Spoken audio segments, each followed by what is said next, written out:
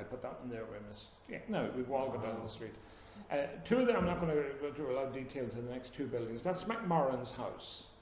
The house is there, and it's got a beautiful carriage gateway, the square gateway, which would suggest 1830s to 1840s, because it's square rather than semicircular. And it's got a beautiful door, had a beautiful door at one stage now. A lot of these places have got changed, and the heritage of the town is getting destroyed. I would compliment Noel McGuigan and the company who have taken over the Bank of Ireland and will retain at least the heritage of the house and keep it, and it's good to see that. The next one also we have to try and have something to do with, which is of course the Masonic Hall. The Masonic Hall, the Freemason Hall, originally up at the triangle at the top, had the Freemasonry symbol of a compass and a set square was on it at that stage. Built about 1880, although the Freemason Society opened in the town in 1760, right, and was in the town, and for many, many years met up in Watersley or Coach Inn, where a man called William Byrne was the organiser of the Masonic Hall. And it's very strange in terms of the Masons. There is a book written of the history of the Masonic Order in Castleblayney, 1760, to their 200th anniversary in 1960.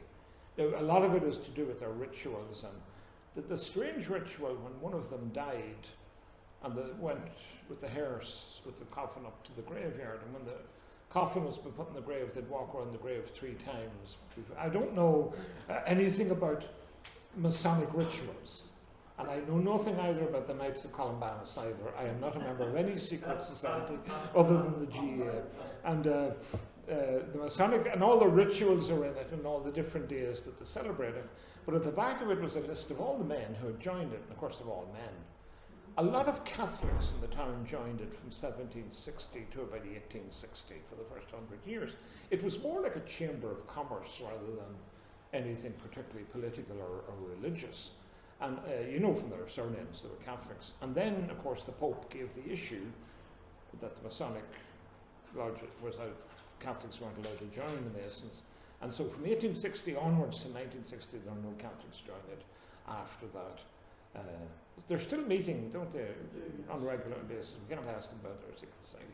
Very strangely, last Sunday I was speaking to a lady, a friend of mine in Washington, and I was trying to find about sororities at universities and fraternities, you know, these, because I've been reading about Kamala Harris, and it said she was a member of the Alpha, Gamma Alpha sorority. Yeah. And I asked her about sororities. I said, "You're a member of a sorority?" And she said she was. Zeta Tau Alpha, I think it was called, in her university. And I was explaining to her, what does that mean? You join it, and what happens when you join it? Were you doing anything with a pig or anything? Like Boris Johnson and the boys? She says, no, there's no rituals like that. And I said, well, we're given a password. And she says, I can't tell you the password, it's a secret. All right. And the symbol for her sorority was a crown with 5 points on it. And she says each of the points has a meaning, but I can't tell you because it's a secret. And then she says we've got a handshake, so we know each other when we meet. But I can't tell you what the handshake is because it's a secret. And I says, she's meeting a coven every month and offer sacrifices. She says no. Sorry. Yeah, the 1960.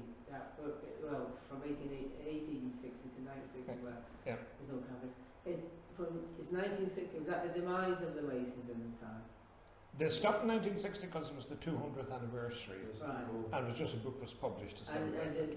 Is it ongoing? Oh, it's ongoing, yeah. They still meet every first Tuesday of the month or something up on the church hall, yeah. But we're not allowed to. It's a secret. Unless you know the handshake and the password, you won't get in. I don't know anything about them. I'm not commenting on it. But they still exist in the town, okay, yes. And it's strange that the Catholic Church banned them, because that's why a few years ago Calvi was hanging under Tower Bridge, and he had millions in the Catholic Church and invested, and it was the Freemasons were supposed to have killed him, and conspiracies, everyone believes conspiracies anyway, we'll get to that. We'll go on to the next house. There is Charles Craig. I know nothing about the Freemasons. I've made a few jokes there, but I have no idea what they do. Is Charles Craig and then James Carraher. These are the ones who lived in all the houses from the Reed's up to Charles Craig. Mary Carr is still alive, where James had died. They had a daughter who was killed, and she was in the back of a cart that went flying around Malone's Corner, and she fell off and was killed in an accident. And then you've John Riley, that's the barber. But James Conley was in the house in 1901, that's before Larry McCargill was in it, and they were in what is the two houses. Now as you go further up the street, that's James Ruin, that's a huge building, the Comet. And thankfully, Edgewater still kept the window which sticks out a bit over the street. He was a grocer, pub, ironmonger, coal merchant, anything imaginable he was doing. That's Edward Lennon, who was the school teacher in Miss Lennon. She was stationary and so on. And the next one now was a pub, that was Swinger McMahon's, and today, of course, Anthony Doherty's pub. And there it is, Francis Kelly's pub. Now, Francis Kelly is a granduncle of Seamus Kelly, who lives at Carrick Road. You know, Seamus, he's the same connection as Seamus. And he was married in fact, one of the Burns' of Carrickclahan. And very strange, two of the Burns girls from Carrickclahan married two men called Kelly. Both were publicans in the town. One had Sean's bar on Butler Street, and the other had this bar, Kelly. But the two Kellys weren't related in any way. They both just happened to marry men called Kelly. And the families who were in the last number of houses up here were James Rooney was in the big house. He was the businessman who ran. And you see the third name down is Arthur Nugent, who was his nephew, who eventually took over the business, but he has no sons. And the people working for him were Francis Flanagan, Francis McGahey, Hugh Morris, Bernard McCabe, right? So he had a lot of people working in the yard and so on. Edward Lennon then, Ellen Lennon, Kathleen is 3 years old, and Bridget Flanagan was also there. Francis Kelly, Daniel Mooney, is in the small house. Bernard Farnan is in the, what is today John Flanagan's. He's a baker, and of course he's one of the Farnans of Lakeview. The next house was unoccupied. John Flanagan's shop was actually two shops in one. One of them is where the Farnans lived, and the other was his egg store. Nobody lived in it. A woman called Minnie Lamb lives in the small house Malone's, and then of course Kyle's on the corner. Now we could do a whole story on Kyle's, but I won't really go into much about the Kyles. But the Kyles are probably the oldest continuous family in the town who would still be in business. They are a bit older. Michael Kyle, the very first of them, came from Monaghan in Latin. In actual fact, is related to Seamus Kyle, the Fianna Fáil councillor. You know, Seamus would be a far right cousin of theirs.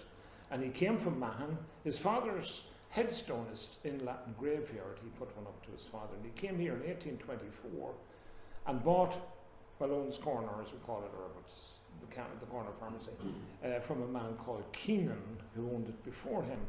Now, Daniel Keenan, who owned it, had a son called Hugh. And Hugh Keenan went to America, studied law in Pennsylvania, became a lawyer, became great friends with James Polk, who became American president. And for 4 years, he was sent back to Dublin as the Irish consul in Dublin. Now, Ireland didn't have an ambassador because we weren't an independent country at that stage. But Hugh Keenan's job was then to vet immigrants who were going to America. And for 4 years, he did that in Dublin. Then he went back to America. And in the 1860s, then he became very, very friendly with another American president, Franklin Pierce. And Pierce sent him home to Ireland again to Cove as American consul in Cove to judge all the people who were on the boats going to America. So he was giving them their visas or whatever it was. And Keenan became a very rich man. He lived at one stage then in York Street. So I'm not exactly sure which house he lived in. It would have been a biggish house. And he is buried, if you want to stand at his grave, up in the Catholic graveyard. Just stand where the toilets are, you know, at the back of the church. This is the first grave on the left-hand side there. It's not done up, and there's none of them left. But he was the man originally, the Keenans, who owned the corner, and then Kyle's bought it. Michael Kyle was there, but the two people who are important in Kyle's were the wives. Michael Kyle died, but his widow Anne ran the pub for donkey's years afterwards. And then her son, Peter, went to America, was in Sacramento for a number of years as cowboy, married a woman in America. Barney Kyle who's the McMahon's grandfather, who lived in York Street. Barney Coyle was born in California, and then they decided to come home to the pub. So Peter Coyle, his wife and number of children came home. The legend in the family is that the day after they arrived in the corner, she gave birth to her son Dan. Now, she was 9 months pregnant and came from California. She was a tight woman. And within 2 years, her husband was dead, Peter. And it's the only case I've ever seen of a death certificate which says alcoholism. That's what the registrar put in his death certificate, but anyway, must have been a bit of drinking. And Mary Coyle was there for about 50 years. She ran the pub on the corner, raised a family. Two tough women, I think. Eventually, the pub was sold in the 1920s, and a man from America who lived in America and made his fortune there called Malone bought it, brother of Curie Malone's, and then it comes into the Malones. But the Coyles were there, and there's a lot of stories of the Coyles and as you're doing this. Other people who are living in the house, this man lives in Charlie Craig's shop. And of course, this is Peter Connolly. And again, you're talking about another man. The Connollys came, of course, from out there to Hamlet. And it's another local man coming in, although, of course, Peter Connolly came into the town much later than the other families did. And this is a great photograph of Peter and Terry sitting up the yard somewhere. And you look around to see, what's that wall? And why is it in 3 pieces? And what's that a fireplace doing there? And it's very strange. You'd like to know what was up all those backyards, or what is it like today. Anyway, that's Peter and Terry enjoying themselves from a break from the pressures of being grocers in the main street, as Pete knows well. This, of course, is Malone's Corner. And Malone's Corner becomes, and my father would never have called it Malone's Corner, it was Coyle's Corner. And he always referred to it as Coyle's Corner. We would know it as Malone's Corner and still do call it that. As a focal point, it's a focal point for funerals. Because when a funeral was coming into the town, you waited at Malone's Corner and you walked it to the church, irrespective of which direction it was going. People stood there. You can see how the house at the end is a separate house. And you can see John Flanagan's burnt down next to it. So this photograph, Frankie Brownlee's not there, no?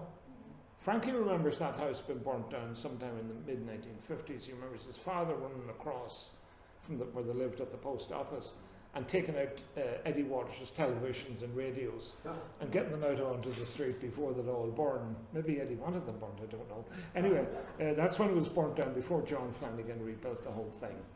And Malone's Corner, you would stand waiting, usually a funeral, although if there were other parades or whatever, Malone's Corner was the great meeting place for us all. We've all stood in Malone's Corner waiting for funerals to come in. Benny Malone, apart from his politics, of course, and apart from the pub, was also known for his work in the Castleblayney Fire Brigade. And this is the Fire Brigade. If anyone can name me anyone, apart from the first man at the back on the left, who is definitely Paddy Doyle, with the side hat on him, do you know anybody else in this photograph? A lot of these photographs, and by the way, the library here are doing an exhibition of photographs. Louise, I think, is back from holidays next week, and they're going to do they've collected a lot of photographs. And one of our biggest problems is trying to name people in these photographs. And very few of the people are as old as me and maybe recognise some, but if anyone recognises anyone in the photographs, would you let me know?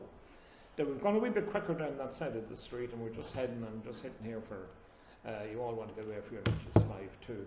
Now, last week we were here, Mary Lena there, no? And we ended the last day with a photograph of 2 ladies enjoying an ice cream. Remember that photo? Yeah. In Mickey Byrne's ice cream shop. So today I decided we'd end with 3 men relaxing. And I'm sure you know who these 3 men are. As the 3 men sit relaxing. It is a great photograph in Malone's bar. Curie Malone, old Curie, is the man on the right hand side. The man in the middle is quite obviously Paddy Doyle. And Paddy is associated with the Fire Brigade, which is how sort of we gets in with the Malones. And he's having a nice, and I'll have to say it's only a glass of Guinness, I think he has. Yeah. And the man on the left, of course. Come on, Sheila. Oh, God. Somebody knows him. Doherty. St Mary's Terrace. Yeah, Barney Doherty. Barney Doherty, yeah. That's Barney. And I assume Barney was in the Fire Brigade as well, and what they're doing there. And I think it's a great photograph of them. the ashtrays in front of them, and they're having a nice quiet drink and just enjoying a nice evening.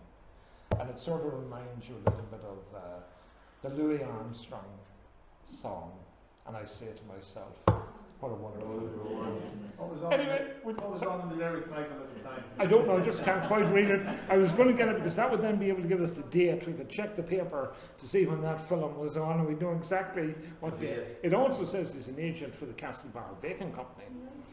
So he's buying, Kiri Malone is buying pigs as well as buying everything else. Right? Any questions then before we're back on the third, whatever it is next, the second, third? Well, we switched today from last week because last week was too near the bank holiday. The 8th was very early. It's going to be the second Thursday in whenever September comes, and we're trying now, most of our streets are now been done. We're back online, anyone who's listening to these things, and Louise will get this on. Now, anyone who wants any of these photographs, a few of them I can't give you copies of because they come from families. You'd have to ask the family. No, I don't see any problem getting any of these photographs. The ones which come from the National Library, I shot and not stole. The National Library web has all the Clark photographs on it. It has all the Lawrence photographs. And the quality online is absolutely incredible. You can blow them up. Unlike with the other photographs, when you blow them up, they fade and disappear. The quality is still absolutely fantastic. All of those black and white photographs are cuts out of little pieces of photographs that are then blown up to give you an idea of what the houses look like. And you go up to the National Library and buy them anyway. Sorry? You go up to the National Library and buy a copy of them. Oh, you can buy them, yes, but anyone wants to, I would say one of them is handier. And it's got the quality. The quality, well, when you buy them, yeah. the quality is incredible. I went in one day to buy one. They were all done on glass, glass plates. Analog. And what they said was, if they already have printed the photograph, it was only, whatever it was, £10, otherwise way back to buy one. If they already have made it into a negative picture and they have to do the negative for you, they'll charge more.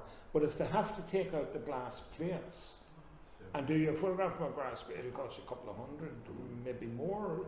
It's more expensive. Now, if you actually look at the list of photographs that are on the National Library webpage, there's about 95 of Castleblayney, but only about 30 of them have actually been blown up into a photograph and you can see them. The others are all glass plates in the library which have never been shown. Now it describes what they're a photograph of, right? What the view is and so on, view of the lake or whether it's a view of the main street and so on. But you'd have to go to the library and ask them to take out the original, and it would cost you a fortune to get, 10 of those done, it would cost you about €5,000. Nobody's going to go to that sort of amount of money. And they're not printed, they're not on the line either. You can never see those photographs unless somebody does decide to eventually.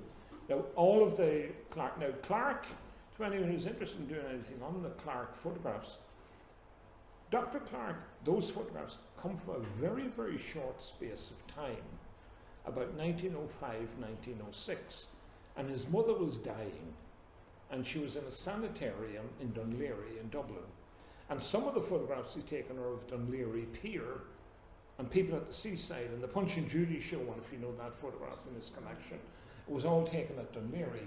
He then has a number of photographs of the train coming into Dublin, and he was a student at UCD.